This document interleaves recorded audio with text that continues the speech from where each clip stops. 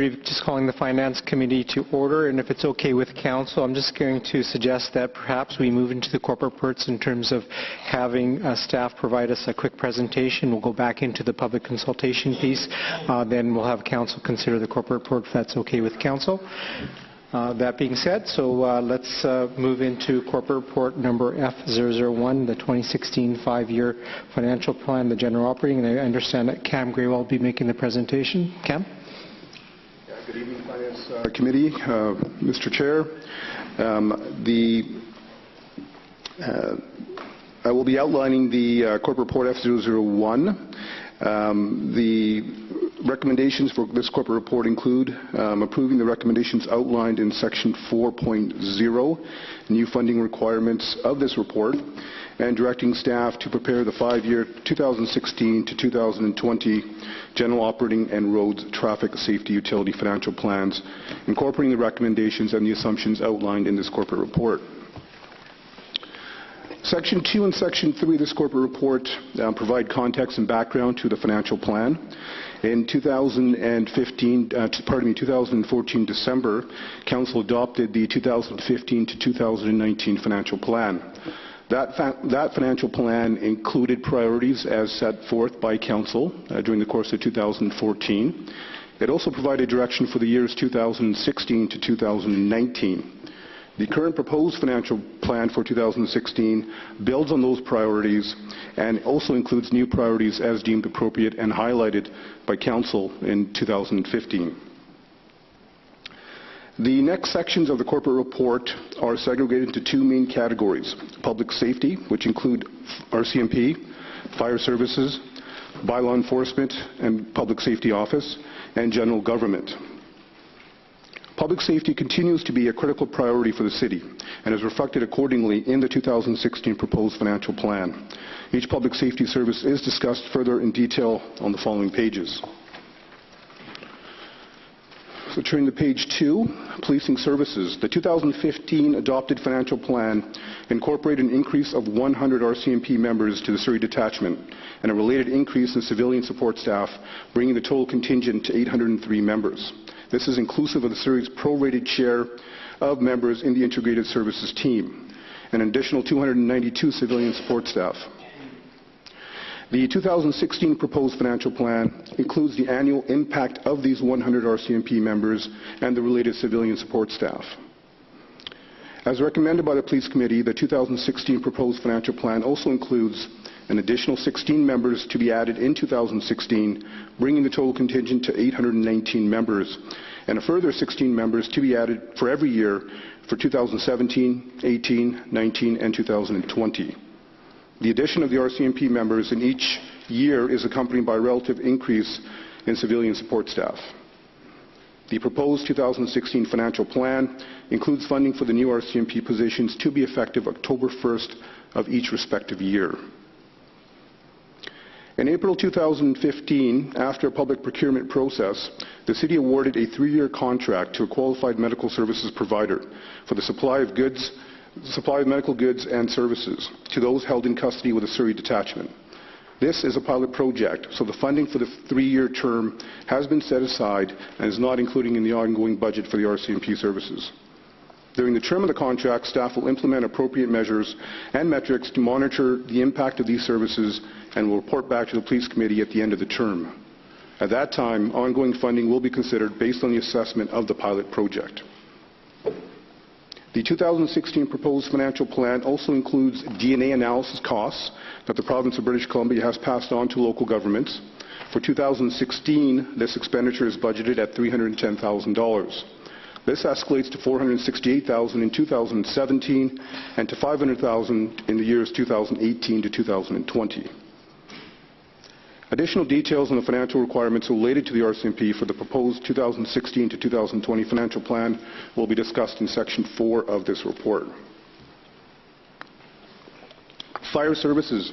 Fire Services added an Assistant Chief at the end of 2015. Full-year funding for this position has been included in the proposed 2016 financial plan. Bylaw enforcement. In July 2015, Police Committee recommended that Council approve the transition plan outlined in Corporate Report P006, Community Safety Patrols Update. The transition plan includes the hiring of 4 community officers who will focus on the Newton Town Centre. Funding for these officers has been included in the 2016 proposed financial plan. Depending on the results of this initiative, the scope may be broadened in future years. And finally, at the bottom of page 2, other. In late 2015, the newly created position of Director of Public Safety Strategies was filled. Funding for this position has also been included in the proposed 2016 financial plan. In addition, staff is proposing to add an analyst to assist the director in his new role. To the top of page 3, section 3.2 moves on to general government, non-public safety related. So in addition to previously discussed staffing level increases related to public safety, the 2016 financial plan also includes funding requirements for staffing directly related to the operations of new city facilities opening in 2016. These staffing costs are in part offset by revenues generated by that facility. The main facility for 2016 that will be going live is the Grandview Pool in South Surrey. Furthermore, additional staffing adjustments may be required in 2016 in response to increased service delivery demands. However, typically these staffing adjustments are correlated to unanticipated revenues with a bottom line effect of 0 to the bottom line. So I'm going to jump to section 4, new funding requirements. This section of the report summarizes new funding requirements needed based on council direction in relation to city priorities. The section is once again segregated into 2 components, public safety and other corporate requirements. Section 4.1, public safety funding requirements, RCMP policing services. The first section of this area speaks to the RCMP contract itself, and in relation to that, $5.66 million is required for the annualization of the 100 members that were added in October of 2015. $305,000 is required for the addition of 16 new RCMP members slated to start October of 2016. $1.246 million is required in 2016 as a provision for a 2.5% member salary increase effective January 1st of 2016. And this is something that is required by the federal government and is outside of the control of local governments. $2.219 million is required in relation to the employer portion of the RCMP pension plan. And once again, this is a cost that's outside of the control of local government.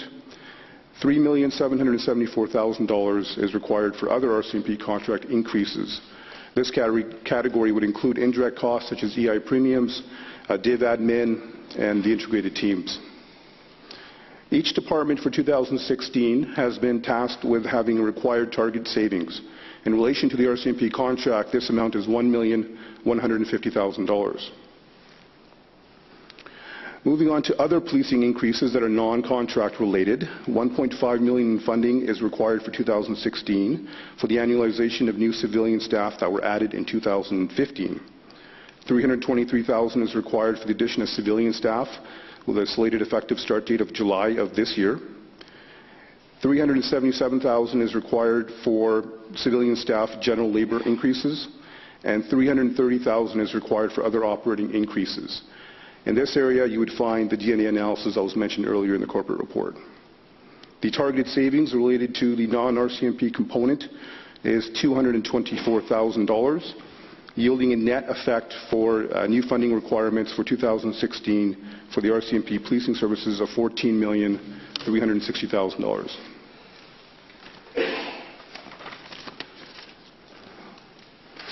Fire services. The addition of the assistant fire chief for 2016 has an associated budget expenditure of $146,000, and $896,000 is required for other labor increases related to the fire contract. The Fire Services Department is tasked with a mandatory targeted savings of $684,000, yielding a net unfunded expenditure for 2016 of $358,000. Item 3, other public safety initiatives. This combines the bylaws area as well as the new public safety office, and includes $265,000 for the addition of 4 community officers that were approved in 2015. $262,000 for the addition of the 2 new public safety positions, $105,000 for the annualization of 3 new bylaw officers that were added in 2015, $488,000 for other salary and contract increases, and $55,000 for policing costs for community events. The targeted savings for this component is $92,000, yielding a net unfunded requirement of $1,083,000 for 2016. By adding the funding requirements of the RCMP services, fire services, and the other public safety initiatives, we come to a required funding for 2016 of $15,801,000. Section 4.2 speaks to the corporate funding requirements, which are non-public safety based. $1,734,000 is required for labor increases, again excluding public safety. $1,944,000 is required for third-party increases and other increases. An example of this would also include the cultural grant that was increased by $100,000 for 2016. $900,000 is a provision for city inventory increases. And the targeted savings for this area, the corporate area, is $2,132,000. The net effect in terms of funding requirements for 2016 for the corporate area is $2,446,000. So by combining the Section 4.1 and Section 4.2, public safety, and the corporate requirements, we arrive at a total funding requirement of $18,247,000 for 2016. Section 5 of the corporate report speaks to new funding available. There's 3 items listed. The first is property tax increase. It results in a funding source of $11,634,000. Estimated new property tax revenue resulting from new growth of $5,494,000. And net across-the-board changes, revenue changes, and fee increases resulting in $4.989 million in new funding sources. Total funding available for 2016 is $22,117,000. And Section 6 provides a summary of the proposed general operating financial plan. As mentioned in Section 4, the funding requirements is $18,247,000. We also need to account for the elimination of the 2015 transfer from surplus. That represents $3.87 million, and arriving at $22,117,000.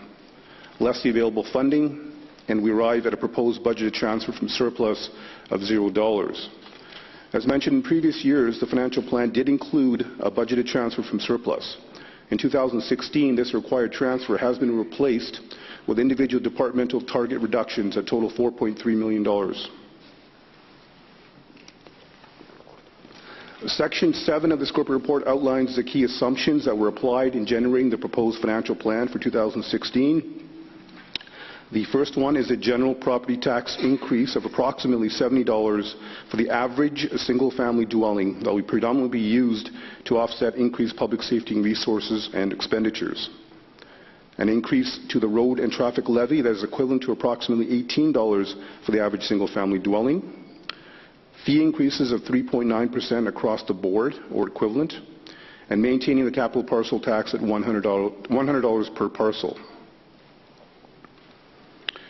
Section 8 of the corporate report speaks to the road and traffic safety levy. I just wanted to emphasize that to meet the ongoing needs of this utility, the road and traffic levy is proposed to increase in 2016, as described in Section 7. The average single-family dwelling will pay an approximately $18 additional per year. This increase is in line with the projections that were included in the 2015 to 2019 5-year adopted financial plan. Similar adjustments to the road and traffic safety levy are incorporated for each remaining year in their proposed 5-year plan to ensure adequate funding is available to meet the city's transportation needs over time. And in summary, Section 9, based on the discussion and information provided in this report, it is recommended that the Finance Committee recommend that Council approve the recommendations made in Section 4.0 of this corporate report and direct staff to prepare the 2016 to 2020 financial plan, incorporating the recommendations and assumptions in this report for the General Operating Fund and the Roads and Traffic Safety Utility. Appendix 1 and Appendix 2 attached include the proposed 5-year financial plan for both the General Operating and the Roads and Traffic Operating Fund. At this point, that concludes the review of the corporate report, but I do have 3 tables I'd like to present to the Finance Committee. These tables provide a little bit of context in terms of where the City of Surrey stands relative to our neighbours and other local cities in the Lower Mainland. The first table is the 2015 municipal taxes per capita, and as can be seen on this table, the City of Surrey taxes per population base is at the very bottom of that range. The second chart depicts the 2014 municipal expenses per capita. So how much as a city are we spending relative to our population base? And once again, relative to our neighboring communities, we are at the very lowest end of that spectrum as well. And the final chart I'd like to share today includes information in relation to the property tax increases proposed in the 2016 financial plan. If you look at the column indicated as 2016 increases, at the very bottom you'll see the City of Surrey. We mentioned earlier in this corporate report that the total increases for the general levy and the roads levy is $88, $70 and $18 respectively. And that translates into a 4.9% tax increase and an absolute dollar value increase to the bottom line for the average single-family home of $88. The total taxes for the city as a result of this change will be $1,888. And as you can see on the chart, this is still at the very lowest end relative to the neighboring communities in the Lower Mainland. The following columns extrapolate this information for 2017, 18, 19, and 20.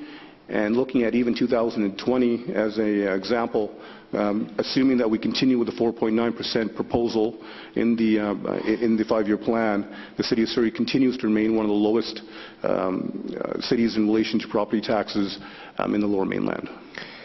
Cam, if I could, just in terms of the items that are highlighted in yellow, what is that depicting? Yes, Mr. Chair, the highlighted in 2016 is a reflection of known tax increases or proposed tax increases for other cities.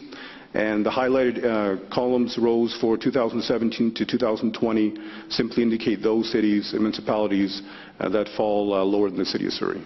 Sorry, Cam, in terms of the items that are identified in yellow, that is confirmed tax increases for the respective municipalities, is that correct? Confirmed or open for public consultation at this point. Thank you. So the graph clearly articulates that, in fact, we do have the lowest taxes likely in 2016. Correct? Thank you. Councillor Villeneuve. I'm just trying to understand the percentage then, because it looks like our percentage is higher, but yet our taxes are the lowest. So can you explain that to me? I can. The percentage is higher than the other cities. The percentage increase is one factor that determines the total increase for the average single-family home. And that's where it gets a bit challenging comparing apples to apples from different cities. Right. The assessment value for the City of Surrey, which is indicated in column 2, is $671,000 for the average single-family home. Comparing that to West Vancouver, for example, which is over $2.3 million, that is the factor that changes the percentage itself versus the net effect to the bottom line for the average single-family home. Okay. Well, my point in asking that question is I sometimes think that's confusing for the public because they always use the percentage increase rather than the dollar increase. Correct. That can be. I think it's important to ensure that we get that dollar increase out to the media for accurate information for residents, and I'm sure that will be going out with their tax bill as well, but that often provides some confusion. It can. Thank you. Madam Mayor. That was exactly the point I was going to make. Pardon me, I talked too much in Ottawa, I lost my voice. Was that percentage is deceiving because the amount of money we bring in at a 1% is so considerably less than many of the others on the chart. So the number to focus on is $88. Is that fair to say? That would be a more accurate depiction, yes. Okay, because in West Van, if they're talking about, gee, we got a 2% increase, they're getting just as much money as we would be getting at a 4% increase. That's absolutely correct. Okay. But that positioning doesn't change. We're still the lowest. And I'm not sure that's the best place to be for a city growing like ours, but given the numbers, I can understand why we're there, but we'd still be within that lowest category. That is correct. Okay, and one other question, if you'd indulge me, Mr. Chair. The monies that we may potentially have to put forward for E-Division, are those in the budget here? The known costs that we are aware of are in the 2016 budget year. Oh, they're there. At this point in time, yes. So we've set those aside. Okay, thank you. Cam, if I could, in terms of looking at years 2017 and 2018, and just really looking at concentrating on the bottom portion of the presentation where it's articulating Pitt Meadows and Langley. So in terms of 2017, am I correct to assume that we believe that Pitt Meadows is likely in their financial plan suggesting a 3.35 increase in 2017 and Langley Township is 195? Just wanted to get that context. Those are the assumptions made for this purpose. They are certainly subject to change. But at this point in time, those are the numbers that are reflected in known public documentation. So we are confident in suggesting and dictating that, in fact, we have the lowest taxes in the region. Is that fair to say? That is a fair comment. Thank you. Seeing there are no other questions, and Council, you will have an opportunity to ask additional questions when we consider the report. Councillor Villeneuve. I just wanted to clarify in the other public safety initiatives on page 4 of the summary, it says the addition of 2 new public safety positions. Now, I know we've hired a new public safety officer. What is the second position we're referring to? Yeah, so the first position is indeed the Director of Public Safety, which has been filled, that position. And the second position is a supporting analyst for that new role. Okay. That is included in the proposed 2016 financial plan. Okay, but that hasn't been filled to date? No. Okay. Thank you. And if we could just move on to the corporate report F002, the 2016 5-year financial plan, the capital program. And I understand Suzanne Fillion will be presenting that. Suzanne? Yes, thank you. So for corporate report F002 for the 2016 to 2020 financial capital program, in this report in section 2, it just first introduces some background information. I just wanted to this section updates Council on the 2015 capital plan, and I'd like to highlight some of the significant projects that were included in that plan, which included the continued efforts with the implementation of the Biodiversity Conservation Program, the completion of the Grandview Heights Aquatic Centre, the continuation of the Newton Athletic Park Master Plan, which included a new water spray park and a rubberized walking path in 2015, and the completion of the City Works Yard, along with a number of other projects that were undertaken.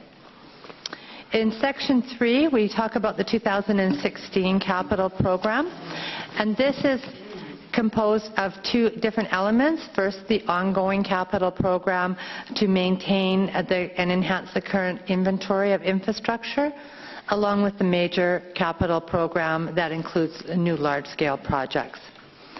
So in section 3.1, this section shows the available revenues to fund the capital project, which include a $925,000 grant from the Community Infrastructure Canada 150 program to help with the maintenance enhancements of several of our recreation facilities. So we have $95.9 million available in 2016 for capital initiatives. So in section 3.2, it shows the funding needed to support the ongoing capital maintenance program, and that's it's actually around $20 million for 2016. And some of the initiatives that will be addressed through this funding include exterior and interior upgrades, some building envelope repairs, park fencing, some additional washrooms, and minor park improvements. In addition, included in the 2016 component of the capital maintenance is some additions for new and enhanced technology, specifically the continued implementation of our electronic content management initiative, as well as the introduction of an employee scheduling system. So by removing that $20 million in maintenance requirements, we now bring ourselves down to $75.9 million available for capital projects. Section 3.3 includes a table that shows the proposed 2016 to 2020 capital programs, and along with a narrative of the 2016 capital projects. Some of the significant projects that are proposed to be undertaken are the relocation of the North Surrey Arena and the addition of a Clayton Recreation Centre Arts Library type facility, as well as twin ice rinks in Cloverdale. And there's a number of projects that are all identified and a narrative is included in. I won't go through and discuss them all. In Section 3.3, this section shows the capital projects that are funded not only through general revenue, but also from development cost charges, TransLink, and other sundry developer contributions. In total, infrastructure enhancements and repairs will result in an additional $185 million worth of improvements. These are predominantly undertaken through engineering and parks and the parks development, and they will bring forward capital projects in the future to clarify that funding. So in attached Appendix 1 is the 2015 capital plan that was presented to Council last year, and I have highlighted some of the significant undertakings that have taken place during 2015. And in Appendix 2 is the 2016 to 2020 capital plan. So it's recommended that the Finance Committee approve the recommendations included within, that recommend to Council that they approve the recommendations that are included within this report. Thank you. Thank you, Suzanne. We will have an opportunity to have questions later. I don't see any questions, but if Council wills, you can certainly ask a question now. Not seeing any. Councillor Hayne, sorry. Thanks very much, Mr. Chair. And just one question on the chart with on page 6 with the capital projects. I notice the RCMP detachment expansion is phased in over 3 years. In brackets beside it, it has a total of $13.5 million, but itemized out in 2016 to 2018 is about $9.5. That variance of $4 million, is that savings because they're taking over Old City Hall, or was that just a legacy, that 13.5 of an older estimate? Through the chair, that was the variance. There is the funding that was committed in 2015 to undertake the initial planning phase of that project. So some of it's already been spent. Okay. That's right. Thank you. Madam Mayor. Through you to the city manager, when we were in Ottawa last week, there was a lot of discussion around making sure we had advanced our shovel-ready projects and the projects that we had that were of state of good repair. If we advance some of those that are in our capital plan now, will we be able to utilize those monies, if we get them, to offset some of the capital funding of the projects that are scheduled for 2017 and advance those more quickly? Madam Mayor, you're correct. Right now we're compiling the list of all the shovel-ready projects we have, both for refurbishing or for new projects. Especially in the category of new projects, there'll be many projects, or a fair amount of these projects will be under a funding ask to the federal government. And so if we are successful, what that does is free up money in our capital program to advance other projects in later years, and we would definitely be doing that. And that will include some of our state of good repair capital And also ones. we have a fairly healthy list of state of good repair. This is would speak more to Section 3.4 in the report, which is the other sewer, water, roads, drainage, waterworks. Usually those are more the ones that we have a lot of state of good repair. Okay. Because we keep up on the maintenance of our existing buildings. Same thing. Okay. Thank you. Thank you, Mr. Chair. Mr. City Manager, just in terms of that conversation, is there any ability to access any funds for road improvements? To Mr. Chair, yes, there was a distinct discussion in Ottawa. Ottawa has two major goals, but the major one is to kickstart the economy. So they'll be looking for actual expenditures starting even this summer. And so part of their thinking is helping cities keep the status of good repair. So for example, in the Surrey list that will be part of an upcoming corporate report at a council meeting in the next month, will be things such as repaving, sidewalk programs, etc. Thank you for that. Okay, folks, I think we're going to move into the public consultation process. So I'm going to give an opportunity for the members of the public and others to provide comments. And we've got the microphone at the front. So I'm going to invite anyone from the community who would like to speak in terms of the two corporate reports that we're considering this afternoon. And if you could provide your name and address for the record, please. Anita Huberman, CEO, Surrey Board of Trade, 14439 104th Avenue, Surrey, British Columbia. Thank you so much, Mayor and Council, Chairman Gill, for allowing us to present this afternoon.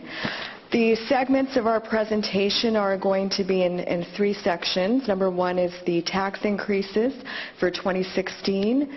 Two is congratulations, and three is messages from our advocacy teams. And really, it is the Board of Trade's mandate. It's enclosed within our bylaws, within every Chamber of Commerce Board of Trade in the province to monitor public sector spending. And we've been doing so more actively in the past 10 years. And again, we represent 2,100 members, which represents around 6,000 business contacts in Surrey. And we have also submitted a detailed letter. This is just a very high-level overview of our perspective to you this afternoon. And we hope that our report is received on the basis that we continue to be genuinely interested in your budget process as it aligns with investment attraction. And we look for ways to collaboratively meet the needs of our business community as well as the social infrastructure that we continue to need. So, on the topic of 2016 tax increases, and knowing that we are still playing catch-up, that our population continues to increase, the Surrey Board of Trade, as a business organization, supports with caution the proposed 3.9% plus 1 property tax increase as described at the budget meeting today. As an independent voice of business, we do request that the city reduce the new higher property tax rate at the earliest possible opportunity to maintain Surrey's competitive status for business attraction in the region. But hearing that it's not only about percentages, it's about the dollars, $88, I think that is the messaging that we can work on together. Anita, if I could just clarify, you're referring to the increase from 2.9 to 3.9, and you're looking at? Yes. Thank you. So our next slide, of course, is, again, congratulations to the City of Surrey on the C.D. Howe Institute A-level score. We're the only large city in Canada to do so. We work very closely with the C.D. Howe Institute. Surrey is one of the top 3 cities, as you know, in Canada for open data, according to the Open Canada Index, and has received a Canadian Award for financial reporting. So congratulations again for that. So, from our social policy advocacy team, the recommendation is that Surrey use its regulatory process to increase the amount of affordable housing in Surrey. And of course, that needs to be done collaboratively with different levels of government to reintroduce an affordable housing levy on new residential developments and require a percentage of units of affordable housing in new developments. On the topic of development and land use, number 1, Surrey should establish a nexus lane policy allowing developers with significant track records in Surrey the ability for a streamlined process with reduced timelines for approvals. We really think this will additionally create further investment in our city and job creation as a result. And number 2, Surrey should consider implementing a development concierge for its development process where a single point of contact is made between the developer and staff. On the topic of tourism, arts and culture, really, this is about the livability of our city. Number 1, the city evaluate the current level of cultural grants in the context of per capita amounts that are given across the Metro Vancouver region. Number 2, that Surrey review the current limit on individual grants to Surrey-based arts and culture groups and establish a limit that will assist in developing established and long-lasting impact on the cultural development of Surrey, which is part of Surrey's Creative Cultural Corridor strategy. And finally, we are recommending that the city expand its expenditure disclosure in support of arts and culture within the recreation budget report process to allow for greater clarity of the budget dollars flowing to arts and culture in our city. On transportation, of course, we're great believers in transportation, and I'm chair of the Light Rail Coalition, and we want investments for transportation in Surrey. We're great believers in that, and of course, collaboratively with TransLink, the province, and the feds, that remains a priority to move our economy forward. On the topic of crime and justice, we do support the city in their increased integration of programs and services. It's not only about additional police officers on the ground, it's about different infrastructure that is needed for different segments of our population, whether it's youth, mental health, supporting programming to avoid gang-related crime. And then on the topic of trade, manufacturing, we combined both of these. We encourage the city to coordinate a pilot project partnered with Surrey-based industry and manufacturing operations. This is on the topic of job creation and industry development, that the Surrey Board of Trade, post-secondary institutions develop and encourage high-tech manufacturing and industrial growth sectors. And that actually can be done domestically and with international connections to support Surrey's growth as it continues to escalate and provide local employment opportunities for our youth. And then finally, under finance and tax, we always have a very collaborative relationship with the City of Surrey when we review the very complex budgets that are before us. And there have been so many wonderful things in terms of disclosure to the community. We do encourage the city to expand the internal audit mandate to include projects targeted to review economy and efficiencies and to properly resource the internal audit to meet those objectives. And the second point is to recommend to Council to review the Audit Committee's use of Charter Section 90, leading to an expansion of the Committee's disclosure, where appropriate, of the City's internal audit reports and external auditor reports. And that's just to further build engagement, not only with residents, but also businesses. And we've committed with the City that we will help in the messaging of the City budget and its overall importance in driving investment into our city. Thank you. Thank you for that thoughtful comments that you gave us. And the Surrey Board of Trade has been a really great partner with the City of Surrey, and we always appreciate your annual presentation. Thank you, Anita. And we have Councillor LaFranc. Chairman Gill. What a great presentation. Thank you so much, Anita. The Surrey Board of Trade is an amazing advocate for the City of Surrey, and we appreciate the work very much that you do and how you do that in partnership with the City. I really appreciated also that your direction to look at affordable housing for the City of Surrey. I think that's a critical issue across the region, and in particular workforce housing. And so we are embarking on an affordable housing strategy, and we will be doing some consultation on that. We think it's incredibly important to Surrey as we see some of our housing levels go up so dramatically. So I appreciate that. I also really appreciate your focus on arts and culture. I think that is really an amazing economic driver for our city. And as we grow and as we become more urban, we'll definitely see the need for more arts and cultural funding, and so I'm a strong proponent of that as well. So it's a really good presentation, and I really appreciate that. Thank you. Thank you. Councillor Villeneuve. Thank you. Well, Councillor LeFranc said everything I was going to say, except that I will add that, Anita, under your leadership, I've seen a much stronger bond with the Surrey Board of Trade and with the city, and with the committee work that we do on the issues that you addressed in your report. And I'm very grateful for that, because it used to feel that the Board of Trade was really there as a critic rather than a partner, and I think that dynamic has changed considerably.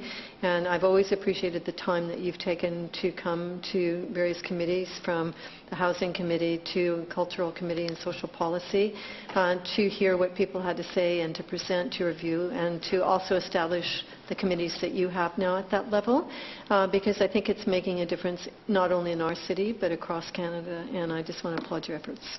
Thank you. Madam Mayor. Thank you, Mr. Chair, and thanks, Anita, for a great presentation. I would like to have a copy of it. I'm assuming we'll get that in so that we can, you and I, sit down and talk about how we can advance some of the ideas you had in there. So I think that they're doable. I think that they're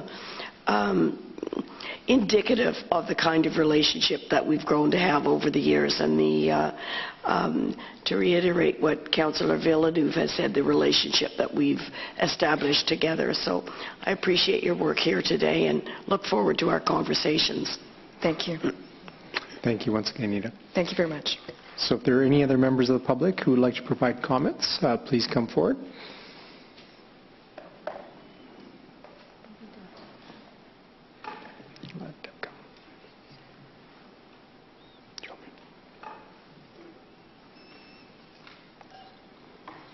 Good afternoon. I'm Deb Jack, President of Surrey Environmental Partners, care of 7680 143th Street here in Surrey. Here's a copy of our report. Thanks, Jane.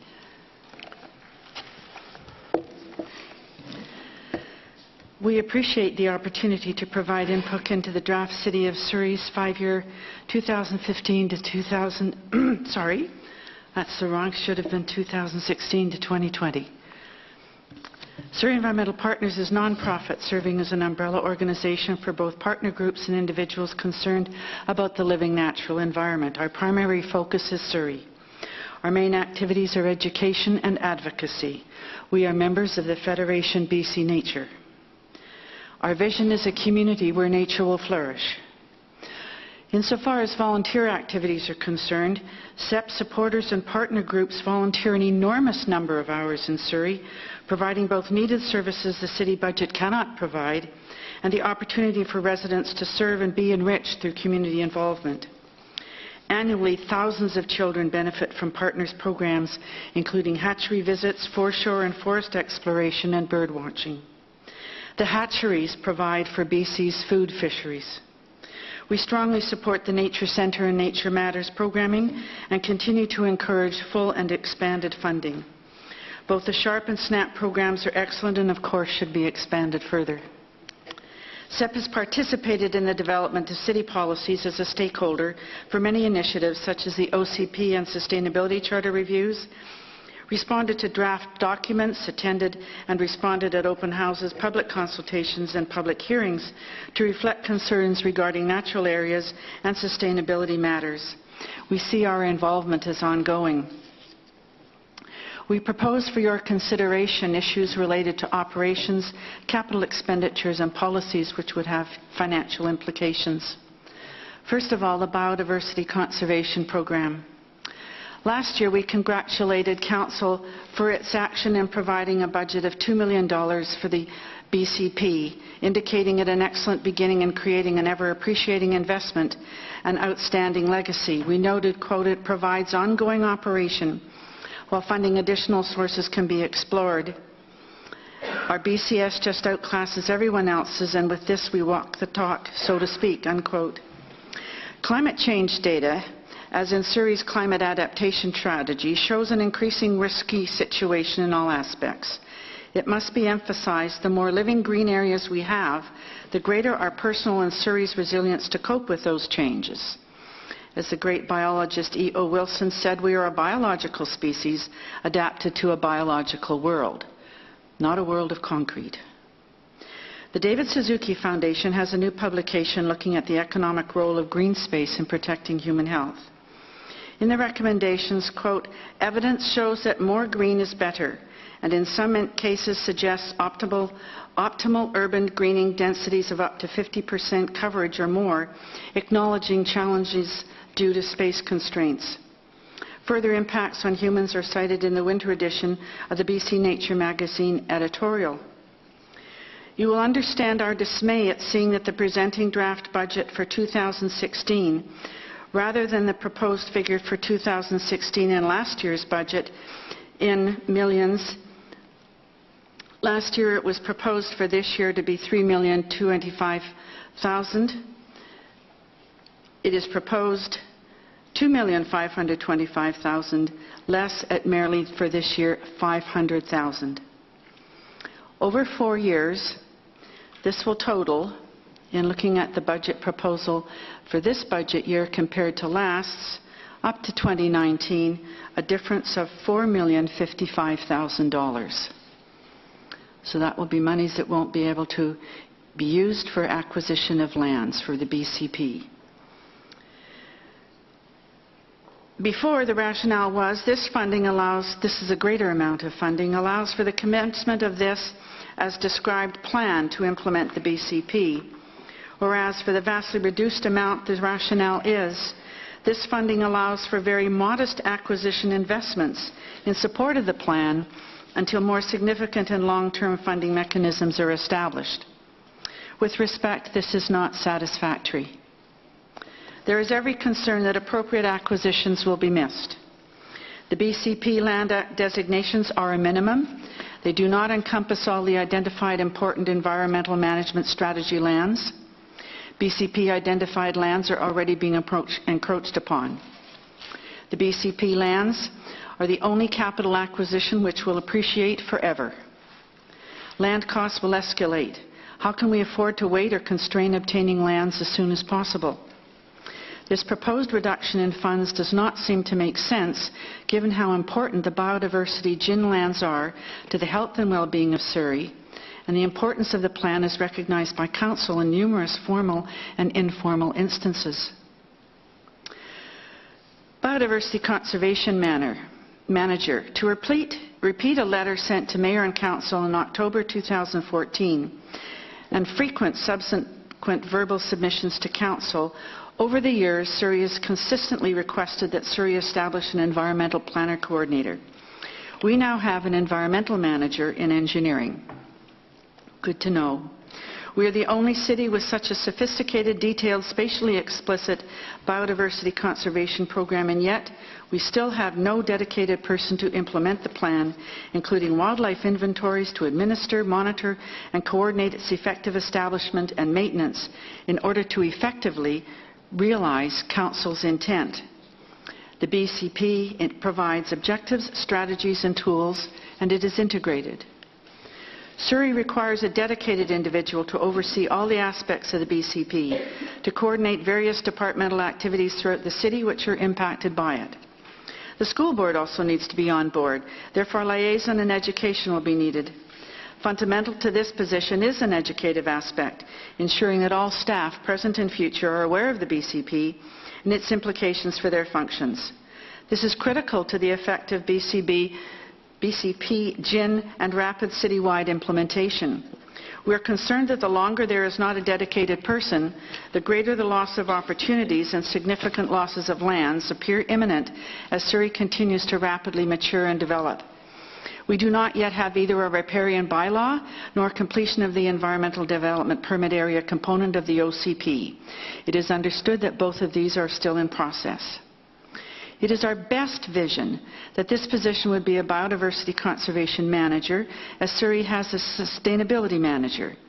Indeed, the Sustainability Charter provided for the BCP. And the BCP now impacts all operating and planning aspects of Surrey from a biodiversity conservation perspective, while the Charter and its effective administration continues to provide the comprehensive sustainability lens through which to view Surrey's activities and plans. Neither is superior nor inferior to the other. They are separate, yet together they both now inform, or ought to, all the overall plans and activities in Surrey. In this vision, each city operations unit, that's Parks, Engineering and Planning, would have an environmental portfolio position to oversee all the environmental components of respective activities, acting as a reference, having knowledge of legislation, regulations and policies, as each individual staff cannot know them all, particularly as biodiversity conservation might not be an essential knowledge component for that particular division. The Biodiversity Conservation Manager position is essential for Surrey. We respectfully and urgently request Council's immediate attention to this matter. Under operations and staffing, Surrey has outstanding staff providing us with good services and programs, and with whom it is always a pleasure to work. They are too numerous to list separately. I'd be volumes and volumes if I had to do that. We do not know if a benchmark has been developed after the 2014 park staff increase of 2 natural area practitioners after 13 years, so that staff and contract resources increase along with natural areas acquisition, rather than have a repeat of the 13-year wait to the detriment of natural assets. We are still concerned about the impacts of the federal omnibus bills C-38 and C-45, which provide for more abdication of responsibilities and downloading by senior government to the city level, especially regarding the living environment. To begin to respond to this, we still believe that Surrey must budget for at least 2 additional staff to assist the position of environmental manager located in the engineering department to compensate for all of the downloading of the senior governments. The bill's impacts are proving to be great, and Surrey has had to take on additional functions such as to vet applications, determine compliance with our and other government levels of legislation, regulations, policies and standards, in addition to monitoring for actual compliance, etc., for example, regarding fisheries and riparian areas. These positions would relate directly to planning for conservation and stewardship of Surrey's irreplaceable natural assets, compliance with our Sustainability Charter intent, and implementation of the Biodiversity Conservation Program and Green Infrastructure Network as connected to engineering's responsibilities. Concern. 3 years ago, staff advised us that Surrey apparently has a higher commitment to natural area management than any other city in the province, and that the Natural Areas Management Plan, which is an award-winning one, and the funding that drives it make others envious. We assume this continues to be so, but we're concerned, as I said, for the reduced funding insofar as the BCP is concerned. Capital expenditures acquisitions. For 9 years, we first mentioned it in 2006, in our first representation to Finance Committee.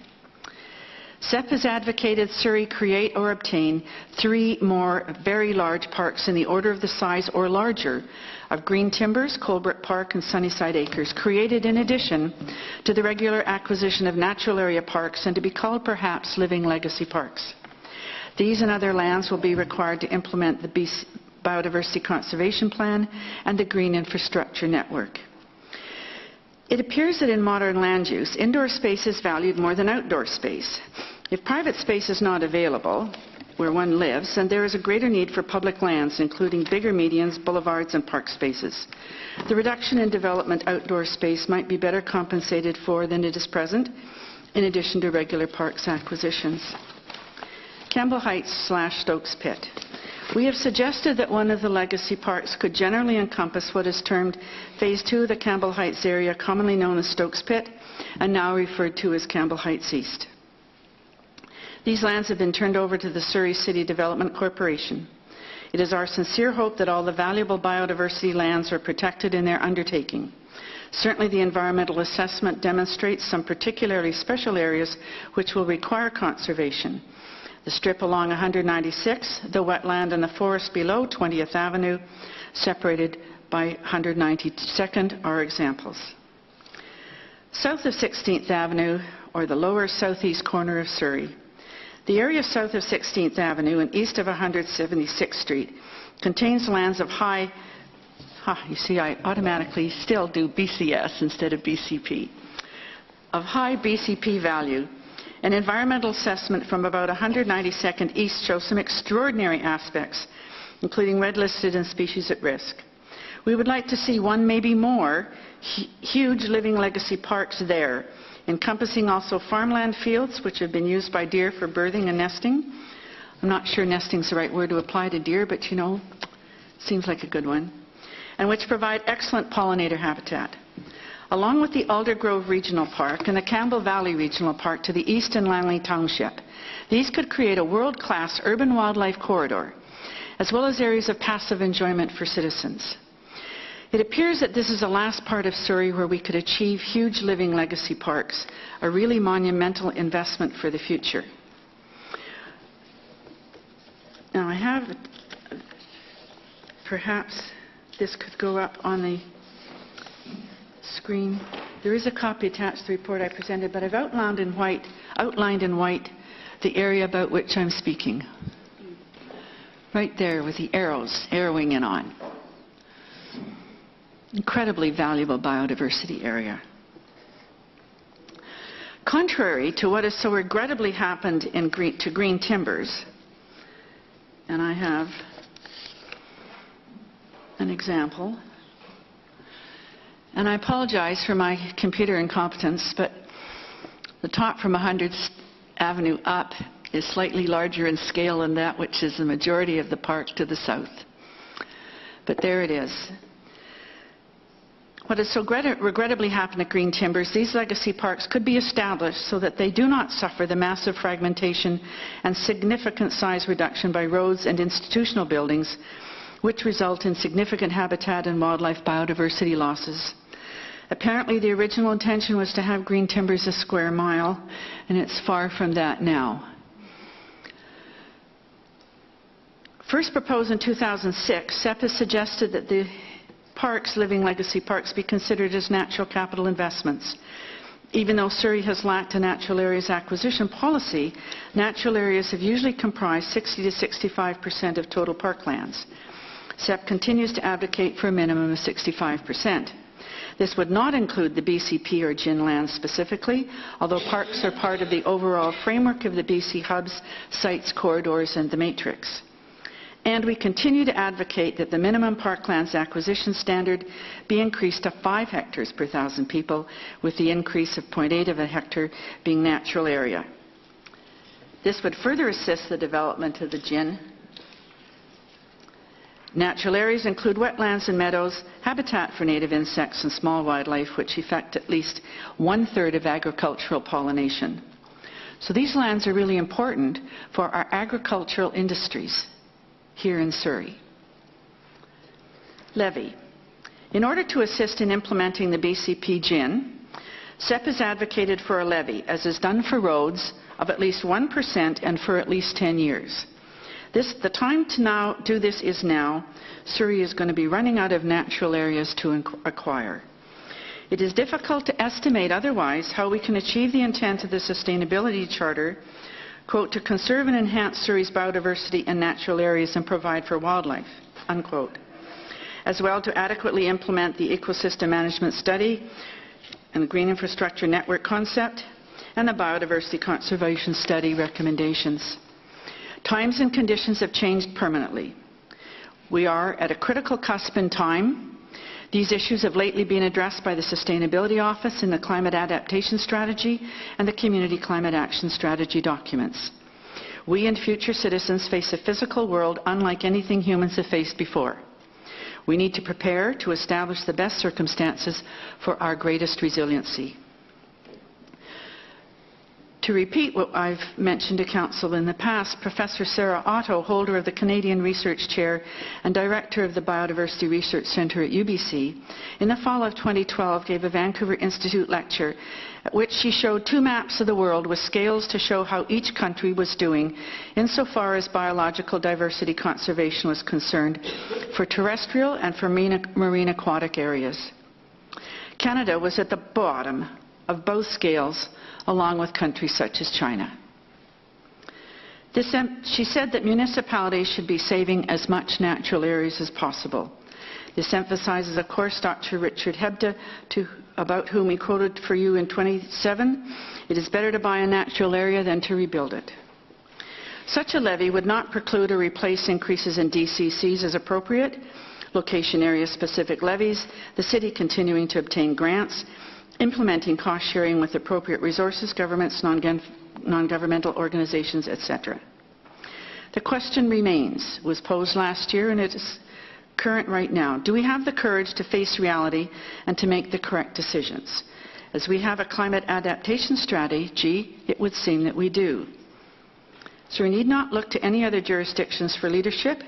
We should become others' sources of best practices, and I emphasize that no matter how well we might have been doing, we have to do much better. So this issue of not having as much funding as was expected from last year's budget for this year and having the $4 million deficit over the next 4 years is extremely pertinent here. Carbon reduction. Climate change is incremental. CO2 is cumulative. Emphasis is generally placed on the reduction of ongoing GHGs, greenhouse gases, emissions. Little is said about the depleting the accumulated CO2 in excess of the 350 parts per million standard. The world exceeded 400 parts per million in a measurement last summer. Surrey has carbon eaters, all vegetation in all forms and the soil. Our trees, the bigger the better, and big shrubs dust the air of particulates and dust so we don't have to breathe it in. So natural areas eat and sequester CO2 as well as other noxious gases and substances. Indeed, there's nothing more efficient. And they do it at the same time as providing us with many more services as well as aesthetic pleasures. The value of these biological community services, or public utilities, is greater for the whole than the sum of the parts. Cities occupy 2% of the planet, but they consume 75% of its natural resources and produce, directly or indirectly, most of its pollution. The implemented BCP and living legacy parks will assist those in Surrey to be more resilient and adaptive in the face of climate change factors. For your information, 8,500 big trucks or rigs, driving an average of 22,000 kilometers annually, require over 22 million mature trees to sequester the CO2 produced. So we're talking really big issues here.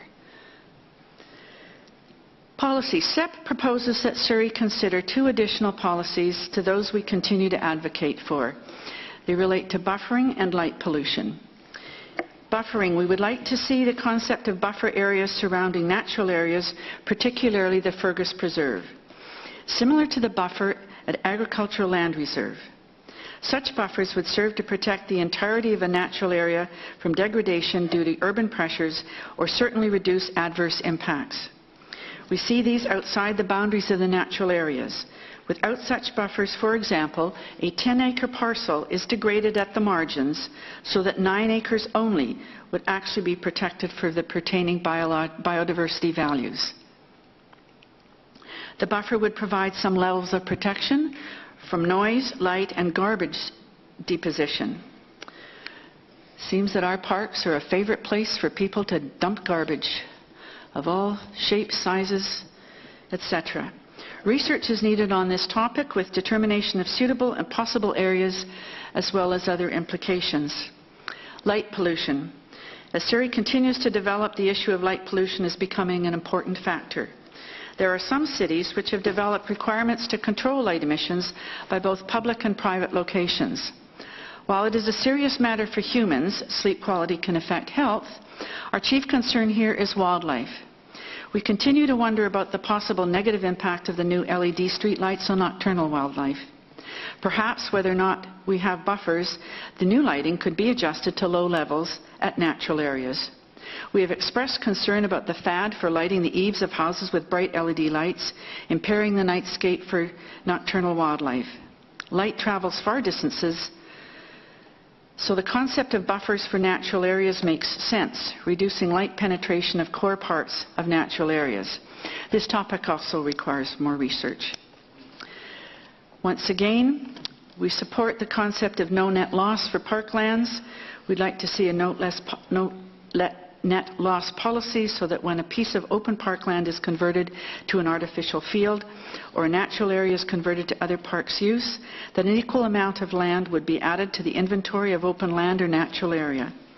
This replacement would be in the nature of compensation for loss. Otherwise, Surrey will, bit by bit, continue to suffer natural area destruction and loss of wildlife habitat within its own inventory. An example of this is the South Surrey Rec Centre clear-cut land on 24th Avenue. Tree replacement policy for city.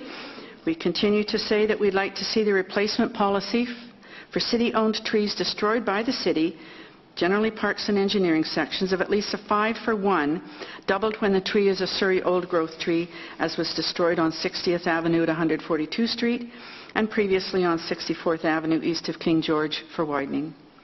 This new policy would get a bit closer to biomass replacement and serve to mitigate the resulting gap in ecosystem services and habitat biodiversity loss experienced with the destruction of mature trees replaced by young trees.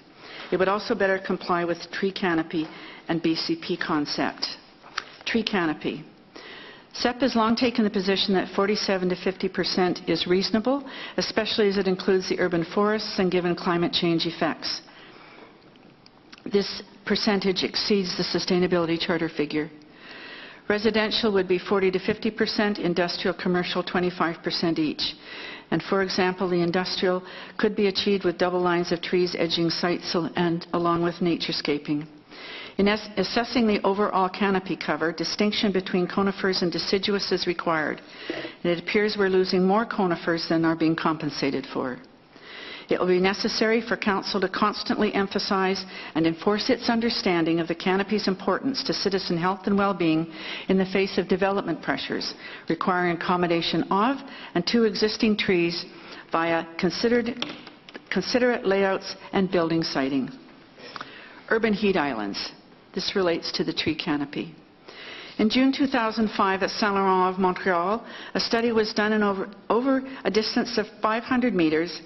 There was a 17 degrees centigrade temperature difference, with the temperature being 23 degrees centigrade in the wooded area, then 27 degrees at the golf course, 31 degrees at the residential area with light vegetation, and 40 degrees in the heavily paved built industrial zone. So the issue of the tree canopy and its cooling effect is really important, and from this information would indicate that it's essential to have that occur in industrial areas. A difference of even 10 to 15 degrees centigrade is enormous concerning human health. Heat stroke can affect healthy people if they have lost the ability to adapt to temperature variations. Urban heat islands are directly related to urban deforestation. And once again, we note that Bing Tom saw the city centre with 10,000 additional trees. Trees are our natural air conditioning systems. Tree planting has implication also for sports areas, which Parks is addressing. Being under a tree is about 8 degrees cooler than if you're under a tent for an athlete. It appears that Surrey plants about 5,000 caliper trees a year. Surrey needs to double this number immediately to 10,000. We recommended this last year. It takes 20 or 40 or 100 years for trees to reach maturity and to begin to provide their full services. Our trees are significant matrix components, the essential but often forgotten fourth component of the BCP. Trees planted today will scarcely be mature in 2058, 44 years from now. When a big tree is gone, we lose multi-generational services. For example, it takes 5 trees 50 years of growth to become equivalent to a 150-year-old tree insofar as services provided. The BCB influences all Surrey trees no matter the size. All trees on a site have value and contribute to the city canopy and to the matrix. The absolute loss of undersized trees, less than 12 inches in diameter, breast height that is, without evaluation or replacement, makes the canopy issue even worse as the city builds further. We should be counting those trees for replacement at a lesser rate. Interestingly, Vancouver, which is 1/3 our size, intends planting 25,000 trees annually over 6 years for an additional 150,000 trees, both city and private. A 2014 tree canopy report notes that the expected cover could fall to between 21% and 27% in 50 years. That's 2064. Were 2014 development practices to continue. Yet, according to an article in the Leader, because I could not find my copy of this study, the city aimed to reach a 40% coverage by 2058. There's a difference in figures there. And if the tree canopy is being progressively reduced, I find it difficult to see how the achievement of a 40% coverage could be made by 2058. There's a contradiction here, and apparently there's a strategy paper being developed to deal with this issue. But it's a concern, and we've certainly noted. In the Surrey Cares Vital Signs, Cloverdale, Guildford, Newton, and South Surrey has, as their #1 top issue, protect green space and trees from urban growth, while Fleetwood and Whalley had it #2. The environment was given a C grade.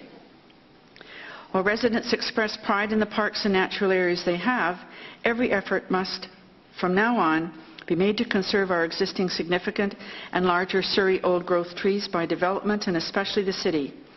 Why would we not ensure their preservation? Residents are clear about their importance.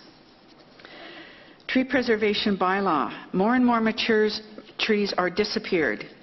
We would like to see a graduate replacement ratio and money in lieu fees. Other jurisdictions have implemented this.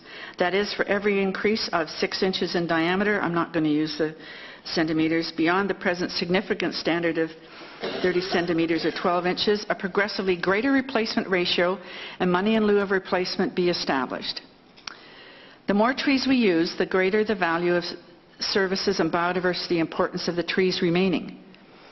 And the larger trees are becoming ever more rare. It makes no sense at all anymore to value a significant tree of 30 centimeters or 12 inches in diameter the same as a tree that is 2 feet or more in diameter, for example. It just makes no logic at all. We'd like to see varying benchmarks applied to differentiate between existing single-family homes and development, doing away with the unsuitable one-size-fits-all present model. I'm not sure that can be achieved, but I think it should be looked at and addressed. For example, if destroying more than 5, 10, 25, 50, or 100 trees, for example, then replacement compensation X plus would apply for each category. If there were fewer than 5, then Y minus would apply. It does take 20 to 40 years for trees to achieve maturity to begin to provide lost services equivalents. Interestingly, in 2006, at the time of the last major tree bylaw revision, this document was seen to be non-static by the then city manager, and yet there's been no changes of a significance with regards to these issues. Natural areas monitoring and bylaw enforcement. Members of partner groups and residents are continually witnessing the degradation and destruction of natural areas. Regular areas, conservation areas, and ecologically sensitive areas. Everything, regardless of size, in the high ESA areas is protected, or ought to be. A few examples that occur include damaging of fish-bearing watercourses and riparian setbacks by humans and their dogs off-leash, as in the Campbell Heights area, where there's also off-road cycling and recreational vehicle damage.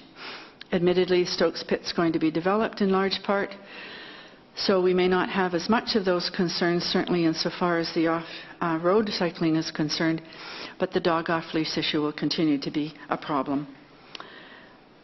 Bark stripping and killing of trees has occurred in Hazelnut Meadows Park. At Blackie Spit, damage to, if not destruction of, spawning beds at the foreshore, human and their dog off-leash degradation of the environmentally sensitive Rene-Savonai Conservation Area, terrorizing wild birds, many of which are in the process of migration and ill able to expend unnecessary energy fleeing aggressive behavior. and off-trail activities by bikes, etc., such as in Sunnyside Acres Heritage Forest. Surrey has had for some years now programs of on-site cautioning and education. Volunteers in parklands also caution and educate. Sadly, it appears that many people refuse to consider that they are valid recipients of this, and they continue their negative behavior without pause. And some of them, in continuing to do that, are very unpleasant. It appears that the pleasant, helpful approach is not terrifically successful. It costs a very great deal to repair and restore damaged and destroyed areas. It is one of parks' biggest expenditures. Some damaged areas were previously restored through grant funding obtained and hard volunteer work by done community volunteers. Grant funders, it is considered, will not be inclined to refund those areas, or perhaps any areas in Surrey, if we cannot demonstrate that we're vigilant with effective stewardship by responsibly protecting our natural areas, particularly the special fragile ones, and enforcing where necessary. So we recommend that Surrey consider establishing a more extensive monitoring enforcement program, particularly on weekends, holidays, and spring, summer, fall weekday evenings, than at present, with personnel authorized to give out tickets with fairly stringent fines. Free to grow tree survival. We would like to see greater incentives for landowners and development to ensure the remaining significant trees survive along with the newly planted and thrive into the future as we experience longer and hot, dry summers. Both the existing and newly planted trees could be registered on land titles as protected. The existing protected trees then could require bonds. I'm sorry, I've got BODs. Bonds for 5 to 10 years, monitoring post-construction with substantial monetary consequences if the trees decline or die. The newly planted trees should be monitored probably for 10 years, given watering requirements over summers to ensure health, retention, and achievement of a sound free-to-grow status. After all, they are community assets, even if privately held. The older, the more valuable, and they comprise essential components of the matrix. Encroachments. Surrey, as other jurisdictions, suffers from private citizen encroachment on city natural areas and other parklands. It takes the form of, for example, garden and lawn expansion, fencing inland, garden refuse, and buildings such as sheds. Many are quite obvious and easily seen by those enjoying parks. Staff has confirmed that this is a problem. These actions degrade natural areas and parklands. Furthermore, it is conversion of public lands for private purposes. As above, there is a need for greater monitoring and direct enforcement actions to rectify the encroachments. Otherwise, such behavior will continue to be seen to be allowed and will be copied, as is evident when one drives around the city. In conclusion, Surrey Environmental Partners appreciates the opportunity to contribute to the deliberation about the financial plan. Some of our items require immediate implementation.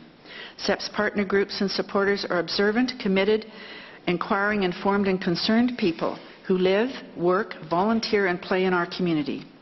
We understand that the lives of Surrey citizens are enhanced and enriched by both the existence of and engagement with natural areas. We are conscious also of Surrey's moral obligations to steward its lands well in view of various designations such as Important Bird Area in Canada, we're the #1, and the Ramsar designation. References have been made about health impacts of natural areas and trees. Much research has been done, and SEP hopes to present such information to Council in the future. It's exceptionally interesting and important. We believe that we're at a place and time where how we decide to deal with our valuable ecosystems and how much and where we decide to set aside lands for preservation, both in the course of development and in capital expenditure, will define Surrey in the future, more than anything that is built. Our urgency is driven by our understanding of climate change effects and the rapidity with which it is occurring. We want those in the future to look back at us, complimenting us for having used 21st century scientific knowledge and principled intent, for having changed the ways we do things, achieving a truly ecologically sustainable, healthy, and successful city. We have the Sustainability Charter, we have the Biodiversity Conservation Program, and we now have the Declaration, the Right to a Healthy Environment. We'd like to indicate our sincere appreciation of Surrey's staff. Once again, their cheerful, ready, and valuable assistance as SEP partners and their members work together to fulfill SEP's mission, a community where nature will flourish. Thank you very much. Thank you, Deb. And Councillor Hayne. Thanks, Mr. Chair. Deb, as always, it's a very thorough and well thought out presentation, and we certainly greatly appreciate it and all the different pieces that are in there. Of course, I think you've given us a copy already, so it's certainly something that staff and committees can look at.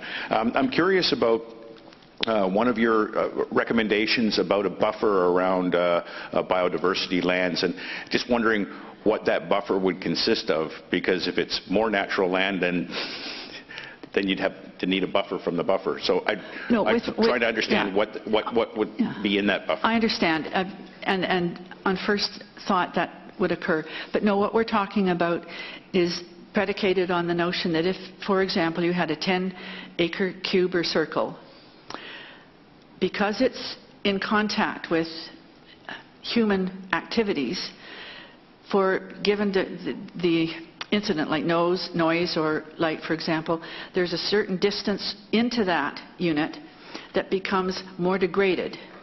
Right. And so that the most important part and valuable part is at the core. The more the degradation occurs on the margins, the smaller and the smaller the core gets. So the notion here was, because, what else? That we've got an agricultural land reserve buffer, and maybe something comparable could be established with regards, certainly in this instance, around Fergus Preserve, because it's an extremely valuable site. But also some considerations around natural areas of parks, if not at present, because that would be kind of retrofitting, and how would we even get the buffers? Right. But in the future, for when that's developed. Okay. The issue of the light is really an important consideration, and that also relates. But the noise apparently is really quite impactful on wildlife, more so than I was aware, or would have thought, actually. Okay. Thank you. And I'm more than prepared to present this and respond to any questions, etc., to any of the advisory committees. Councillor LaFranc. Chair, thank you so much for a great presentation. This is my second opportunity to see your annual presentation at budget meeting. And I really want to express an appreciation at how thorough and detailed it is, and I know that we will get a copy. I have actually a few questions, and through Mr. Chair to Mr. Engineer. Bill C-38 and C-45, I know that this is kind of an example of how the federal and provincial government is downloading. I'm thinking of the DNA analysis, and is part of the reason that we are struggling to make our budget work here. Do you know if there will be any changes to these two bills over the next few years with the new Liberal government?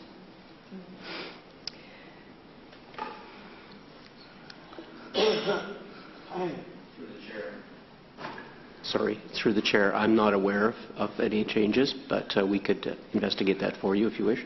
That would be great. It would be really good to know, because that certainly does make the city have to pay some costs that we really shouldn't be bearing. I guess the dumping garbage issue as well, that is certainly an issue that is on our radar. It is, we do have a lofty goal to try to tackle that over the next few years, but it is a serious issue that we have in our radar and we'd like to see addressed. The dogs off leash in parks and public lands, that's also an issue that is close to my heart, especially in the bird sanctuaries. It just really bothers me that that happens. I was really pleased to see, and thank you to Bylaws, that they're really starting to enforce that now. I think they've done a really good job of stepping up enforcement in our parks, and as we expand our bylaws, they have. And so I'd really like to see next year, Deb, that you could say, wow, you've done a really good job of that.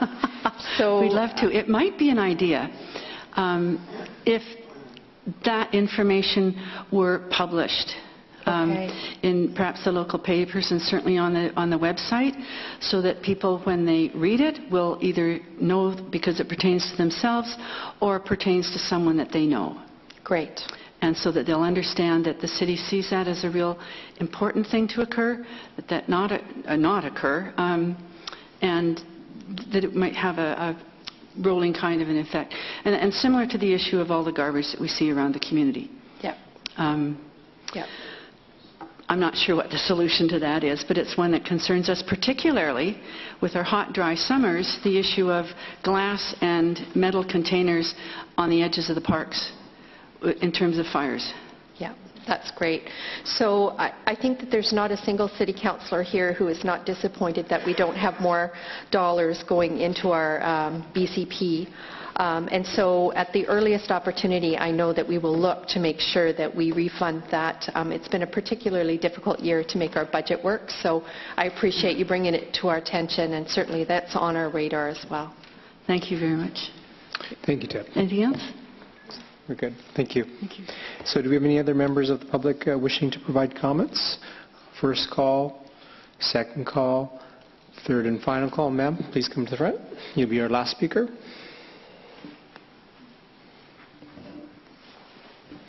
If you could state your name and your address, please. Hello everyone, my name is Jagvinder and address is 9335132 A Street, Surrey, BC. And it's about the property tax increase because before the Surrey first came in power in 2014 again, and I still have a brochure at home where they made a promise that property tax won't go up. Now we read in the newspaper, instead of 2.9%, it will go up 3.9% and keep on going up. And okay, so we people are at the very bottom, and minimum wage is $10.45, but our net minimum wage is $7 an hour, and we have to pay 14 to 15 bills every month.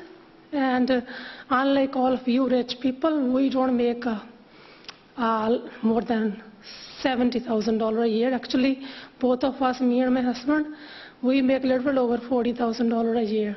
That's the gross income. When you take a look at the net income, it's so little, and we have young children, and this is not fair to residents of Surrey, and Surrey first should keep your promise. And also we see assessment so high, like house prices going up around $50,000 in 1 year. I mean, that is unbelievable. I mean, okay, we opened the letter, you don't know how many times in 1 week, and we could not believe it. And people who are at the very bottom earn minimum wage. Rich people think like our rich MLA, MP, councillor and mayor and prime minister and all those rich people who run this country, they think we don't need even 10-cent increase after 1 year.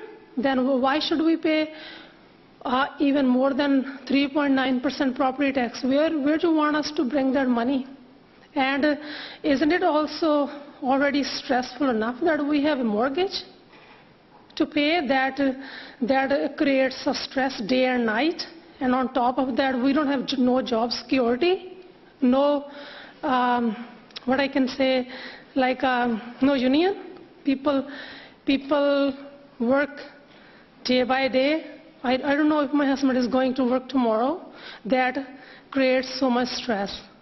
And we have to take care of our young children, and we need to buy food.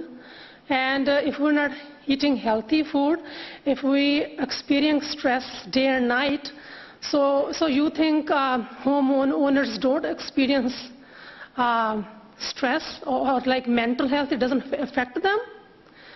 We're not made out of iron, or steel.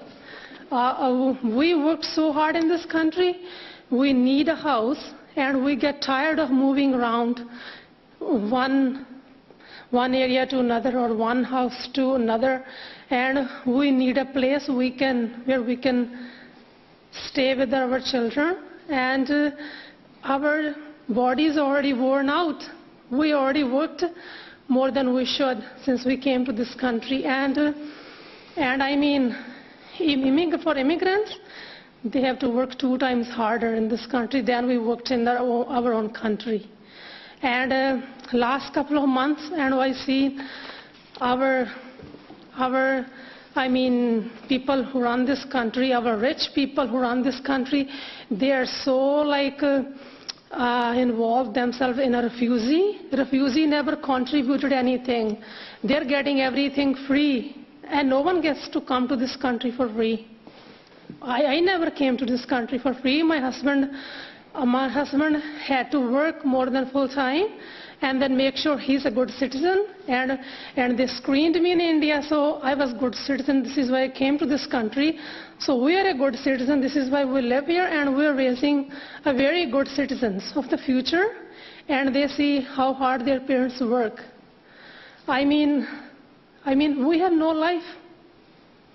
We don't enjoy anything. All we do is just, okay, money comes, and we pay bills, and we have to use a line of credit, and 14 to 15 bills, and our car insurance gone up 5%, and in 2014 it gone up 5.3%, and then 2015 gone up 5%. Everything keeps going up. We cannot keep up with the inflation. We cannot. No one thinks we need a pay increase, but everyone else needs a pay increase. And it's okay if our minimum wage doesn't go up for 10 years. It's all right. And we don't need to eat food. We could just go to supermarket and we can just smell the food, and then we'll be so full, because we cannot buy that expensive food. And the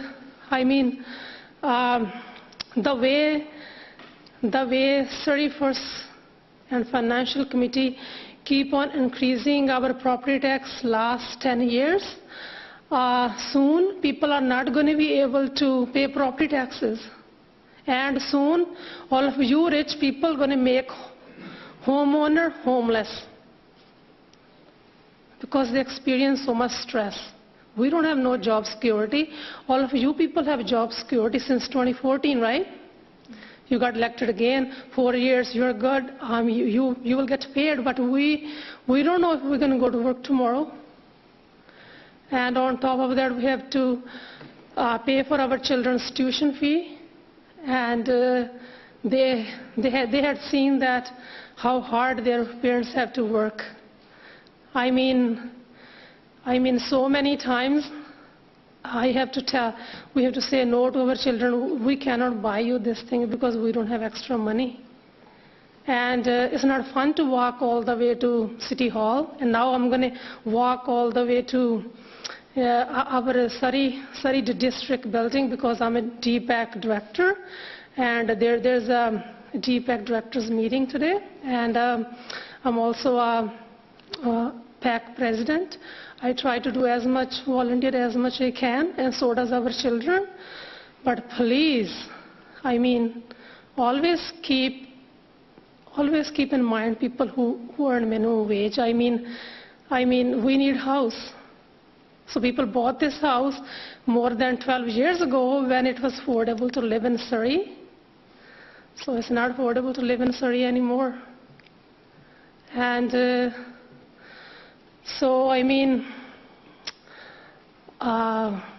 future in Surrey is very stressful for homeowners. Thank you. Ma'am, if I could just take the opportunity to suggest that I appreciate your comments, but I just really wanted to clarify 2 items if I could. In terms of BC Assessment, BC Assessment is an independent provincial body. In fact, they reflect market values of what's happening in the community. So it's not us who determine those values. In fact, it's a BC Assessment. And you recall earlier in the presentation that staff had presented that Surrey does in fact have the lowest taxes in the region. So we have different issues amongst other municipalities, but let me assure you that our taxes are in fact the lowest within the region. Thank you. That being said, folks, let's move into corporate reports. Corporate report F001. Do I have a seconder? Call the question. Councillor LaFranc. Thank you. First of all, I really want to thank staff. I think that we have some of the most outstanding staff in the world. And year after year, we receive accolades for the work that we do, in particular our financial reporting and financial management. Really strong leadership, and thank you to the chair of our Finance Committee, Councillor Gill. I do want to ask staff to take a look at our capital tax. I'm a strong supporter of the capital tax. I think it's an important component of our budget, and I really want to see it stay. I think that our infrastructure needs are really high. We have a fast-growing city, and it's important for us to really grow that fund. So I also want to say that we have our expenditures per capita are the lowest in the region, which I'm very proud of. Thank you to staff. And our taxes per capita are also the lowest in the region. Having said all that, I'd like to request that staff prepare a corporate report that really explores the potential for the City of Surrey to move from a capital parcel tax to an assessment-based tax and tie it to our general tax base. And when staff are looking at this, I'd also like you to provide council with direction and help to understand how these decisions might affect our calculation for our secondary suite fees. One of the things that is happening in Surrey is that our condominiums and our townhouses are really outpacing our single-family homes, and so the way that we look at those costs is it's starting to shift. We have a higher inventory of those lower-cost buildings. I think we need to also do some analysis around that and make sure that we're keeping pace and more modern in the way that we do those analysis. And the other issue I think would be great for us to look at as a council in modernizing some of the work that we do is around the drainage tax. Working with engineering to make sure that it's more reflective of our city and look at ways that we can modernize that. And I really want to thank staff again for the great work that they always do, and thank you, Chairman Gill. Councillor LaFranc, just want to clarify, is that a motion that you're putting forward? Yes, I'm putting forward that. If I could, what we'll do is we'll entertain the motion that's on the table. Sure. And I'll give you an opportunity to bring back your motion after we have some wholesome discussion. We're just going to move over to Councillor Starchuk. Sorry. Thank you, Mr. Chair. A couple of questions. One surrounding the public safety initiatives with regards to bylaws officers. I happened to be at the Newton Rec Centre the other day and saw these new young faces walking around in their new uniforms. I just want to make sure that we're clear with regards to the increase in staff with bylaws, that we haven't actually increased the bylaw enforcement officers to go out there with their workloads, that this is a completely separate initiative. Through the chair to Councillor Starchuk, you are correct. This is the 4 additional positions for the pilot project in Newton, and this year we'll assess by polling the residents and the businesses how successful it is in view of making recommendations next year to either expand or contract. Okay. Just on that note, just so that we're, keeping in mind that the file load that some of our bylaws enforcement officers are carrying, they're quite substantial, so that we're taking a look at those for the future years. And the other part that I wanted to bring up as well, Mr. Chair, was although target savings is not one of my favorite subjects that's out there for balancing a budget, I'd like to have some sort of assurance with our public safety initiatives that I know gapping is a common principle that's out there to save some money, but that gapping wouldn't be done to the certain extent where it was achieving the target savings with a reduction of actual servicing. Through the chair to Councillor Starchuk, you're correct that the mandated savings represent about less than 1% of the overall. They're not there to artificially gap beyond what is a normal course of finding the right candidates. And so, normally speaking, when there's a vacancy, we have to post a position, find someone. There's always a gap there, but we don't purposely extend the gap in order to make the savings. Okay, thank you. So I'm going to call the question that's on table. All in favor? Against? Carried. Councillor Frank, if I could just go into the next corporate report and then come back to your comments. Certainly, I'll allow it. Thank you. So let's move into corporate report F002, the 2016 5-year financial plan for the capital program. Move recommendations. Can I have a seconder? Seeing no questions, I'll call the question. All in favor? Against? Carried. And if we could just go back to Councillor LaFranc's earlier comments. In terms of your earlier comments, Councillor Frank, I don't disagree in terms of the thoughts that you put forward. I think that just as Chair of Finance, I think that I think we've done an exceptional job of being recognized for transparency, and I think there's no question that we are industry leaders.